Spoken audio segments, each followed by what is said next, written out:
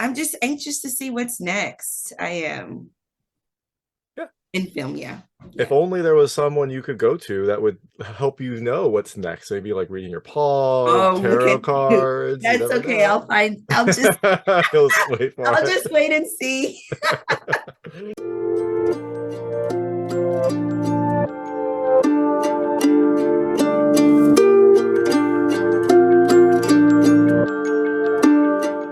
Hey everyone, this is David Stark from Watcher Pass. Today I'm talking to Jessica J. Johnson, the star of The Reaper Man, which is coming to digital and on demand on April 18th, 2023. I'm going to talk to her right now while you're watching. If you can like and subscribe to this channel, that would be fantastic. It helps me out a lot. Thank you. So thanks so much for joining me. This is Jessica J. Johnson, the star of The Reaper Man, which is coming to digital and on demand on April 18th, 2023. It is a Candyman-esque horror thriller that stars Jessica and Kenon, and it's kind of an unsettling vibe. I really love the atmosphere. I love the setting. I love that it was set in New Orleans and has some kind of mystical elements to it. And I'm excited to talk to you. So thanks so much for joining me. Thank you for having me. Of course, of course. So first question, I'm always curious, like, how did you get involved in this film? How did you kind of sign on to this? How did this come across your desk? Well, so I worked with Jerron once before doing Stix. He did a series that is available on Amazon Prime right now called The Stix. And I played the wife of one of the detectives. So I was familiar with his production company. I was familiar with his writing style and just pretty much how he is on set. And so he reached out to me, and it's crazy because he didn't know my real name was Jessica. People that met me in the theater community, I go by J because my first and last name both start with a J. So I was like, Ah, let me just go with Jay because I hated the nickname JJ in elementary school and middle school. I did not want to be called JJ. that I makes had just sense. always thought of dynamite, good times Yeah. JJ. So I was like, let's just leave it at Jay. So when I read the script and her name was Jessica, I was like, Jerron, did you know? And he was like, no, I didn't know. And I was like, I always feel like nothing is coincidental. Everything happens for a reason. And so that almost just kind of made me even a little bit more interested in it. And then I've never done horror before. So I was excited about that and the whole Candyman thing. And Mhm. it was just a really, really, really great decision that I made.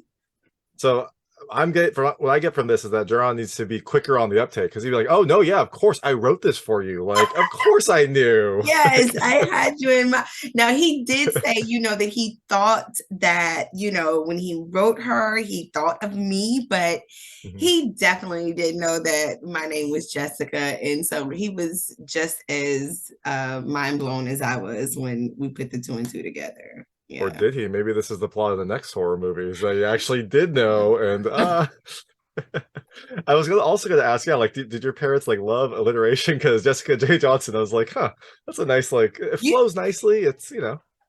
It does. And I'm the youngest of three girls, and all of us, our names start with a J. Oh And my wow. parents, their first names begin with J's as well. So we're a family of JJs for sure. That I mean that is an interesting family tradition. I love the commitment though. Like that is I get fantastic. it. All of my kids have a middle name related to the undergraduate school I went to. So yeah, there's Really? So you get it. You get yeah, I it. get it. Yeah, it's a nice tradition. It's a fun little Yeah. thing to have. Yeah, and it makes all of your holiday decorations so easy because everything is just JJ everywhere. Right. You Get a just pass gift the bag clothes with the letter around. J. Yeah, you just Yeah. pass it around. Yep. Yep. Well, that is awesome. So, I guess once you got the part, once you kind of like figured out that you were in this, did you do anything to prepare for this role? I mean, in some respect, you're playing like like a not a normal person, but you're playing just a regular person. It's probably something similar to your personality. But did you do anything to like prepare for your character or to prepare for some of the mystical elements that are in this movie? So as far as preparation, I think what we did, I kind of knew, well, not kind of, I'm very familiar with the guy that plays my husband with Kenon. So it really was about kind of thinking about ways and where he means a lot to me, Mhm. where I respect him. Just the thought of, okay, if this ever went away, how would you feel? Or if you ever lost him, or if he just kind of making that piece real to me. Because I've never been married, so I can only sympathize with someone that's a grieving widow, Mhm. but we've all lost something that we've cherished. um, so I think that it was about just establishing that connection, and what if it is lost. I really kind of went in because she is, like you said, similar to, your everyday person, just except for circumstances. So Yep, exactly. um just the thought of just being really into it, like really be scared, really committing to that, is what I said I had to prepare to be able to do. Is it, don't fake the fear, like really be afraid, really be in panic, really be desperate, really be sad, Uh-huh. so yeah.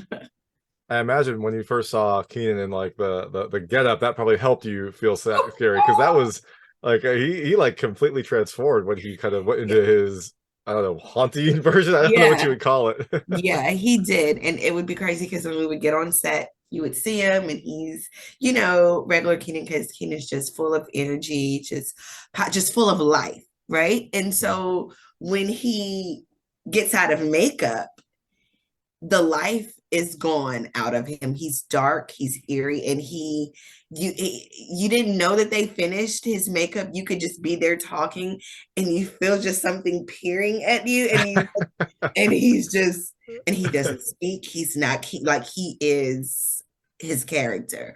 So he really, really, really helped us in with that fear element for sure. That's awesome. It's like almost method acting, although it sounds like he, Yes, got out of character when he was out of makeup, but that is great that he kept it going. Kind of he helps with the did. He atmosphere. was very committed, very committed. Yeah. And did was the voice, did he like use some of that voice or some of that effects? I wasn't sure because it sounded like there were probably some effects, but also I could see someone, who has like vocal capability, which Keenan does, like make his voice gravelly and make it kind of like Yes. stronger. So I wasn't sure like Yes. how it worked out. Yeah, he did. When we were shooting the scenes, it was a very raspy growl type of, take on his delivery. Mhm. And in editing, because when I watched it, I was like, whoa, it made it sound even scarier, but even because on set he was like that, and that was scary. And so the magic that they made, in addition to what he gave them, I feel is what gave that final, what you heard.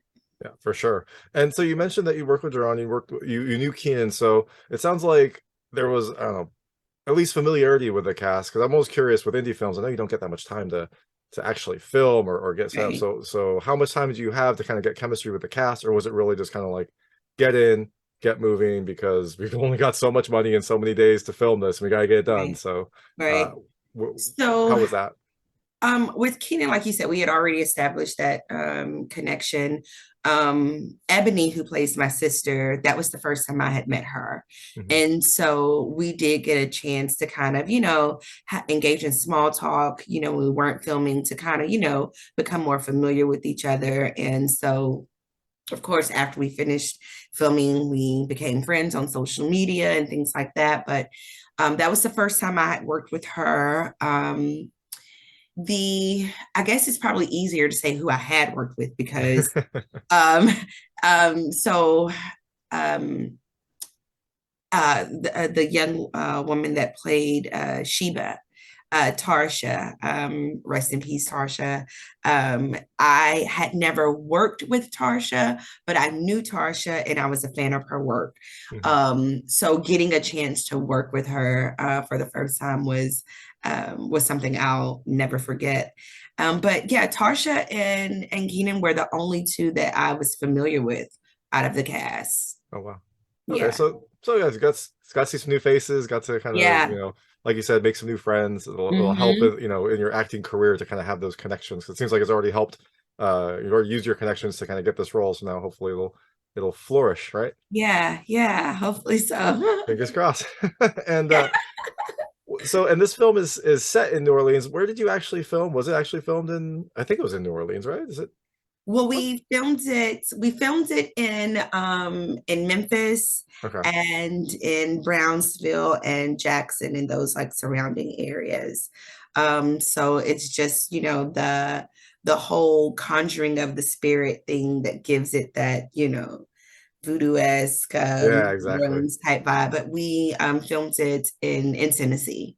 Nice. So Yeah. yeah, I don't know if that's close for you, but it probably was. It feels like this is a Yeah. probably a local production kind of thing. Yeah, I live in Memphis, so I filmed one of the scenes here in Memphis, and Mhm. then I drove to Glamorously traveled slash drove traveled, yourself.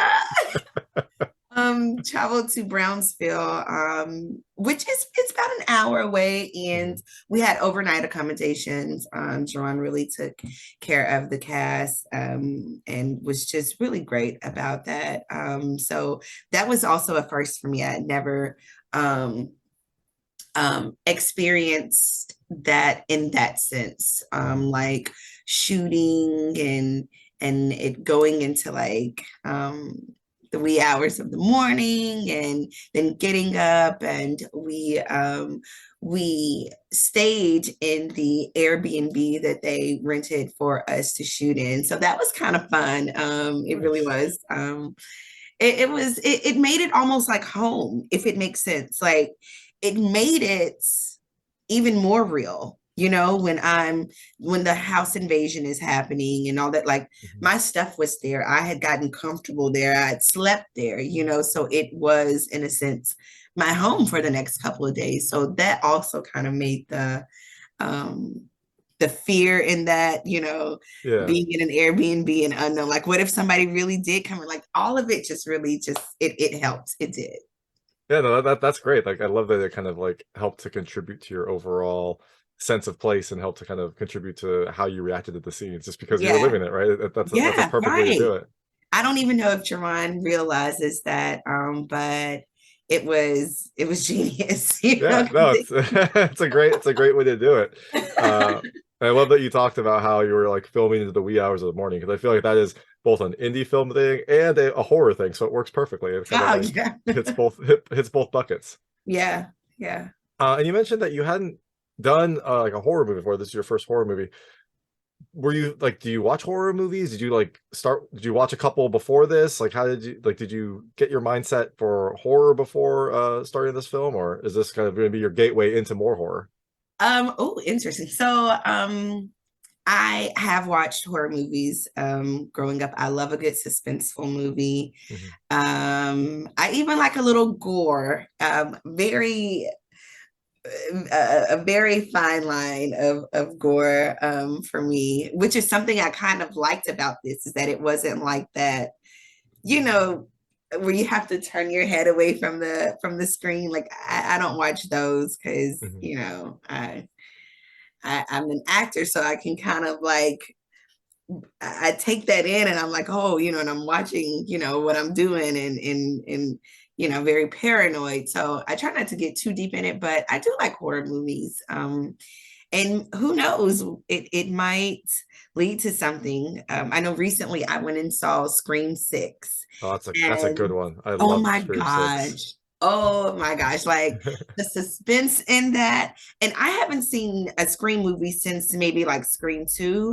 When I was, it came out when I was younger.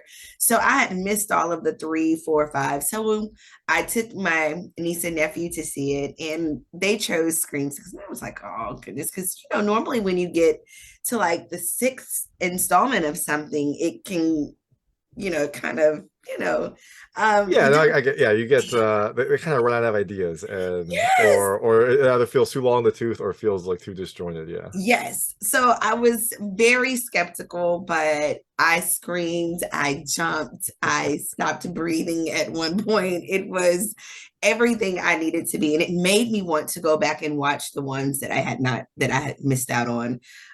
So yeah, I'm definitely interested in doing more horror. I was inspired by Scream 6 because when I was watching them, of course, it was after we had done the Reaper Man, and I was like, wow. And I don't know, it was almost like a connection almost. And I was Yeah. like, I could see myself doing that again. There you go. Well, welcome to horror. I Yeah. watch a lot of horror. I love the community. I love Nice. horror movies as well. So yeah, welcome to horror, and hope you stick around. Yeah. It's fun. Awesome. So I'd like to switch. I call it the lightning round. They're just very lightweight questions about the film. I want to see how your experiences map to things that happen in the film. You don't have to answer any of them. I will not be offended, but I try to keep them very answerable. Okay. The first question is, do you believe in voodoo? Yes. All right. Have you ever done a voodoo ritual or anything like No. that? Okay. No. You can. It's fine. Have you ever tried to buy a house? No. All right. Have you ever worn contacts? Yes. Did you wear like the cool cosmetic ones that like Kenon was wearing, or like No, I normal? didn't. The normal ones. It's so funny. And if I can trickle back, I have wondered or maybe given thought to going to get my palm read. I think that's probably maybe the closest I've gotten to curiosity with that. But as far as contacts, I in middle school, colored contacts was a fad, Oh, and nice. I remember wanting some blue contacts, and I wanted to wear them for my eighth grade graduation cap and gown pictures because our cap and gown, our school colors were blue. And so it was something about me wanting the blue contacts and the blue cap and the blue gown. And my parents actually purchased that picture package, and I see it every time I go to my parents' house. And I'm like, oh my goodness, that is just so country. What made me want this? I mean, that just looks a mess. But I was young and trying to be expressive with my, my style. But yeah, so yeah, I have worn contacts before. Well, you were just one step away from going full Avatar. You should have just painted yourself I blue, and feel you've been before your time. right. They're like, I invented that. But yeah, it was a hot mess Yeah, for well, real. if we judged kids by their growing up pictures, then you don't want to see what I Right. had. I have some very cringe-worthy worthy pictures. They're funny now, but no one will ever see Yeah. them. So Yeah. Yeah. Every time I go over there, it's on the wall. And I'm like, oh my goodness. Because if I'm seeing this, then other people are seeing them when they come to my parents' house. But I just know the story behind those blue contacts. there you go. And I've also kind of wanted to get my palm read, but then it's one of those things where like I've seen enough horror. I was like, why risk it? Like I it's know. probably nothing, but then who knows what could I possibly happen. know. I have, but that's the closest I've gotten. Because it's one not too far from my house, and I'm just like, that can't be too bad. I don't know. For some reason, I think palm reading is not as bad as tarot cards, but it's, pretty much in the same realm. But I have definitely thought about getting my palm read. I won't now, since doing the Reaper Man. Probably a smart choice. Next question is, have you ever had to forgive someone for doing something very bad? Yes. All right. And this question, if you could bring someone back from the dead, given the consequences of you don't really know how they're going to come back that we saw in the Reaper Man, would you? Ooh, would I? I was almost ready to answer that until you added in, you don't know how they would come back. Mhm. Um, and given that, no, I wouldn't.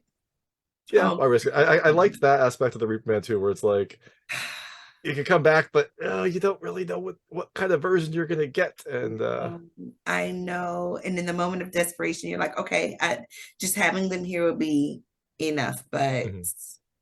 no, you have to think about that. I love the also the juxtaposition of you like aren't gonna get your palm read, but you bring someone back from the dead. I would like kind of seeing that. So, all right, and the last question is, what is your favorite horror movie? Oh, my favorite horror movie would probably have to be, oh, that's hard. You can name a couple. You don't have to decide on a favorite. Okay. I um I like Jeepers Creepers, All right. the first one. Um, Texas Chainsaw Massacre. Um, Which one? There have been so many of them now. I know I can't even tell you which one is the first, but it's the first one that The I first saw. one. And Yeah. the first one that I saw, I was probably in my teens. So that kind of lets you know that, but I haven't seen any of the newer ones that were made within the last, 10 years. Mhm. Um, Scream 6, gotta put that on there. It's a good choice. Yeah. Um, oh, what is that movie? Oh my goodness. Oh my goodness. I don't You can describe it. You he can put me on the spot. We'll see if I okay. actually can keep horror cred. I probably won't Okay. though. He and his wife, they had moved back, I think, to her hometown. And I think he may have been a writer, or he was something trying to get find his footing again with his career. And they moved back. And I remember they were at like some kind of big football game. And they went, I'm horrible at describing movies because I'm all over the place. It's like me describing a dream that I've had. So Yeah. they go back to the cabin, to their house, and people are like trying to get inside. And I remember some kind of bear trap somebody got stuck in. Oh, this Is is it the peoples or the others? No, it's not the others. this does sound familiar, but I can't place it. I'm sure someone in the comments will figure it Oh my out. gosh, because his wife, they had some people doing work on the house, and his wife was, I think, like getting undressed, and one of the men, they were like peering inside of the window, like watching her. And I think they took her husband on like some kind of hunting trip, and you thought they were going to, I don't know, I'm all over the place, but yeah, that was a That one. Yes, we'll go with that. that one, it really was a really good movie. Oh my gosh, it really was. Excellent. Well, yeah, I'm sure that someone will figure it out. I'm sure I will Google it right after this and try to figure out what it is too, Okay, so I let can me know stick when that. if you can Okay. somehow let me know, because I would love to watch it again. Okay, perfect. So you are out promoting the film now, trying to get the word out. It comes out next week, April 18th, 2023. Um, After people see you in the Reaper Man, do you have any other projects on the horizon? Do you have anything else you're kind of looking into? Just what can people look for next from you? Well, so as far as film, I don't have anything yet. Hopefully something comes up soon. I am finishing up a theater show run. Oh, nice. We actually closed this weekend, called Schoolgirls, or the African Mean Girls play. Oh, nice. And next month I will um, star in the production of Clyde's, which is also a theater production. So those are the things that I have working. And then maybe in the summer, I'll get a chance to do some more film, because I really do enjoy film, and would love to get more experience and opportunities. Oh, that sounds perfect. And I'm just curious, who is meaner? Is it the Mean Girls or the Schoolgirls? Which So set of girls are meaner? right. So um, it's all of them are there's schoolgirls that are mean. There are moments of mean. Some of them you find reasons for the meanness. Um, you even have some characters that used to be mean girls as in Mhm. school and have grown into adult mean girls. But it deals on colorism. Mhm. It's set in Ghana. Oh. So we got a chance to work with a dialect coach, and we are speaking Ghanaian in Oh, the wow, that's awesome. yeah. So it's been a really Ghanaian English, I will say that, but it's been a really great experience. And so we opened March 23rd. So we are on our fourth week run of the show. So we end on Sunday. Oh, That's awesome, but also a little bittersweet. It is. Do you say fetch? Does someone say fetch in this production? No, no one says fetch. Would tell me what's it's not in the script. What is It's from Mean Girls. I think it's Becky keeps trying to make oh fetch happen. yeah, so you get so yes, it is definitely like the African mean girls. Like Uh, there is the head the uh queen bee or whatever. But Yeah. is yes, she is definitely the queen bee, and she's doing a phenomenal job. But it's at the Hattie Loop Theater Mhm. here in Memphis. But yeah, it's been a great run. I've enjoyed it. So I'm just anxious to see what's next. I am Yeah. in film. Yeah, If yeah. only there was someone you could go to that would help you know what's next. Maybe like reading your paw, Oh, look tarot at you. cards. You That's never okay. know. You'll just wait for I'll it. just wait and see. How can people follow you, follow your next theatrical performances and see if you are in any future films? How can people follow you? Yeah, yeah. So I'm on Facebook. My name on there is just Jay Johnson, Jai. Last name Johnson, and that is where I post all of my upcoming theater shows and film productions. So yeah. Awesome. Well, so the film is The Reaper Man. It's coming to digital and on demand on April 18th, 2023. This is Jessica J. Johnson. Thank you so much for joining me. Thank you for having me, David. Y'all have a good day. Of course, you too. That was Jessica J. Johnson, the star of The Reaper Man, which is coming to digital and on demand on April 18th, 2023. If you like this interview, please like and subscribe to this channel. It helps me out a lot. Make sure all my new content goes straight to you. Thank you.